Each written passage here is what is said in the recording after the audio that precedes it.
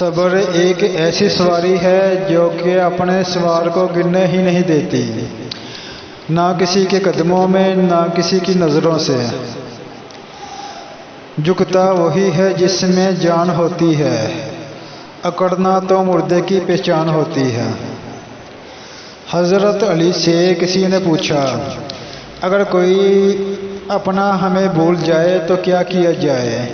شیر خدا نے فرمایا، کوئی اپنا ہو تو وہ کبھی نہیں بھولتا، اور جو بھول جائے وہ اپنا ہی نہیں ہوتا۔ علم تمہیں راہ دکھاتا ہے اور عمل تمہیں مقصد تک پہنچا دیتا ہے۔ ساری دنیا کے سارے لوگ تجھے اپنے فائدے کے لیے چاہتے ہیں، صرف تیرا رب ہی ہے جو تجھے تیرے فائدے کے لیے چاہتا ہے۔ دولت مٹی کی طرح ہے اور مٹی کو پاؤں کے نیچے رکھنا چاہیے، اگر سر پہ چڑھاؤ گے تو وہ قبر بن جائے گی، اور قبر زندہ لوگوں کے لیے نہیں ہوتی۔ خوشی انسان کو اتنا نہیں سکھاتی جتنا کہ غم سکھاتے ہیں۔ طبیعت کی نرمی اور سخاوت انسانوں کو دشمنوں کے دلوں میں محبوب بنا دیتی ہے۔ کبھی اپنی جسمانی طاقت اور دولت پہ بھروسہ نہ کرنا، کیونکہ بیماری اور غربت آنے میں دیر نہیں لگتی۔ کوئی تمہارا دل دکھائے تم ناراض مت ہونا، کیونکہ قدرت کا قانون ہے، جس درخت کا پھل زیادہ میٹھا ہوتا ہے لوگ پتھر بھی اسی کو مارتے ہیں۔ گناہ پر ندامت گناہ کو مٹا دیتی ہے، نیکی پہ غرور نیکی کو تباہ کر دیتا ہے۔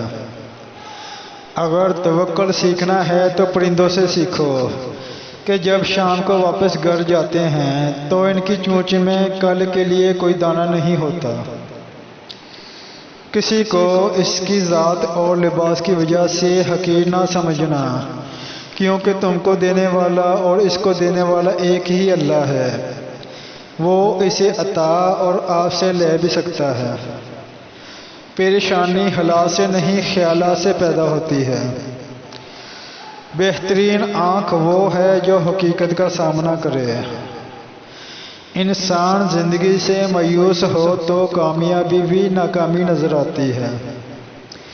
اگر کوئی تم کو صرف اپنی ضرورت کے وقت یاد کرتا ہے تو پریشان مت ہونا، بلکہ فخر کرنا، اس کو اندھیروں میں روشنی کی ضرورت ہے اور وہ تم ہو۔